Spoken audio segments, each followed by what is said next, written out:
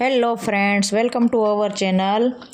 તો આજે સાંજે ભૂખ લાગી હતી તો ફ્રીજમાં જોયું કે કાંઈ ખાવા પીવાનું મજા આવે એવું હોય તો આપણે કંઈક ખાઈ, પણ ફ્રીજમાં જોયું તો ફ્રીજમાં કાંઈ આપણને મજા આવે એવું જામે એવું કાંઈ હતું નહીં।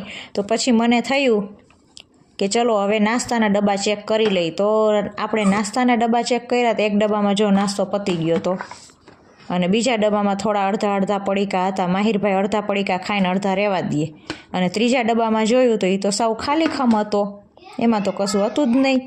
એટલે પછી મેં ડુંગળી, ટમેટું, લીંબુ અને મારું મસાલિયું લઈને અને જે કાંઈ ઘરમાં પડીકા હતા એ બધાય ભેગા કરીને અને એની બનાવી નાખી મસ્ત મજાની કોરી કોરી ભેળ।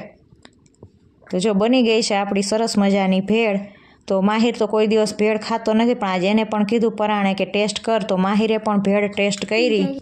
તો માહિરે કીધું મમ્મી યમી યમી બેની સરસ બની। જો વિડીયો ગમે તો વિડીયોને લાઇક કરો, શેર કરો અને હા સબસ્ક્રાઈબ